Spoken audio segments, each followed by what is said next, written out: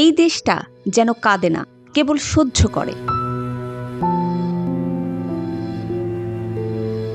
যখন অন্য দেশগুলো আধুনিক প্রযুক্তি আর নিরাপত্তাকে সর্বোচ্চ গুরুত্ব দিয়ে এগিয়ে যাচ্ছে, তখন আমরা পিছিয়ে আছি নিজেদের দোষেই। প্রশাসনের অবহেলা, আমলাতন্ত্রের ব্যর্থতা আর সিদ্ধান্তহীন নেতৃত্বের কারণে নাগরিকের জীবন এখানে এতটাই মূল্যহীন যে একের পর এক দুর্ঘটনা ঘটলেও ব্যবস্থা নেওয়া তো দূরের কথা, দায় স্বীকার করাটাও যেন বিলাসিতা। আর প্রতিবারই আমরা দেখি জীবনের চেয়ে মুখ রক্ষা বড় হয়ে ওঠে। টিআইবির সাম্প্রতিক রিপোর্ট বলছে, বাংলাদেশের বেশ কয়েকটি সরকারি প্রতিষ্ঠানে দুর্নীতি ও অপচয় নিয়মিত ঘটনা।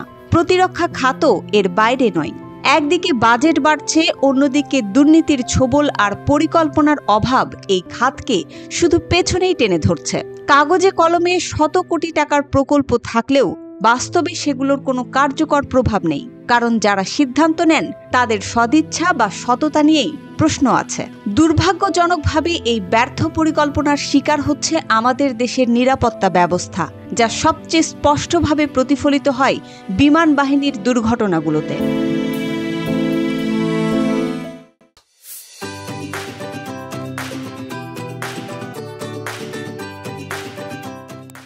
বলা হয় ক্র্যাশড FD-7 জেটটি প্রথম উৎপাদিত হয়েছিল চীনে 1960-এর দশকে, আর 2013 সালে চীন এর ম্যানুফ্যাকচারিং বন্ধ করে দেয়। এর প্রধান সমস্যা হলো সিঙ্গেল ইঞ্জিন, যার কারণে দুর্ঘটনার সময় পাইলটের কাছে ইনজেকশন সিট ছাড়া অন্য কোনো বিকল্প নেই। বলা হয় টুইন ইঞ্জিনের তুলনায় সিঙ্গেল ইঞ্জিন বিমান 2.5 গুণ বেশি ঝুঁকিপূর্ণ, অথচ আমাদের দেশের নিরাপত্তা ব্যবস্থায় এই ধরনের ঝুঁকিপূর্ণ বিমানই বারবার ব্যবহৃত হচ্ছে, যেখানে গত কয়েক বছরে প্রায় 4 বার প্রশিক্ষণ বিমান বিধ্বস্ত হয়েছে।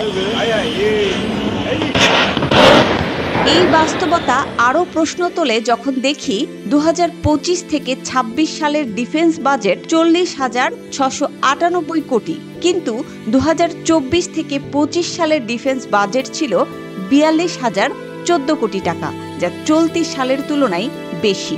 বাজেট ঠিক থাকলেও কেন এখনো ব্যবহৃত হচ্ছে পুরনো, ঝুঁকিপূর্ণ এবং প্রমাণিতভাবে অনিরাপদ বিমান?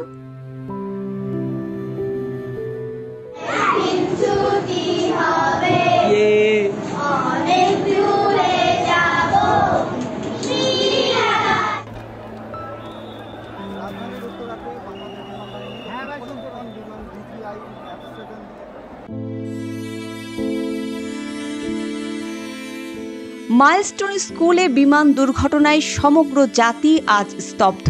চারিদিকে শুধুই হাহাকার, ছেলে হারানোর আর্তনাদ, মেয়েকে খুঁজে না পেয়ে দিকবিদিক ছুটোছুটি, শত শত আহত মানুষের আহাজারি।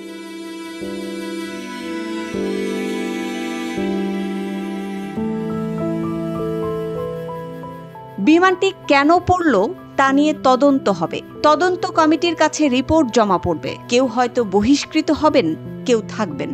অপরদিকে কেউ বলবেন সরকারের গাফিলতি, কেউ বলবে এটা অ্যাক্সিডেন্ট। মিডিয়াতে টিআরপি বেড়ে যাবে। টকশোতে একজন বলবে এটা ছিল প্রতিরোধযোগ্য, আরেকজন বলবে এটিই প্রমাণ করে আমরা পরিবর্তন চাই। যে কোম্পানির বিমান ভেঙেছে তাদের সিইও এখন ড্যামেজ কন্ট্রোলে। পিআর টিম ব্যস্ত ইন্স্যুরেন্স ফাইল তৈরিতে।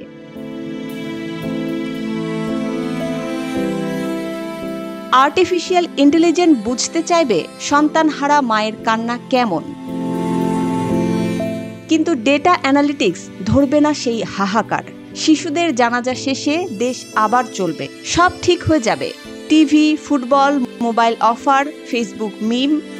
তবে কেউ কেউ ভাঙা খেলনা হাতে বসে থাকবে। জানাজা শেষে হারিয়ে যাবে কিছু ভবিষ্যৎ, যা আর কোনোদিন ফিরবে না।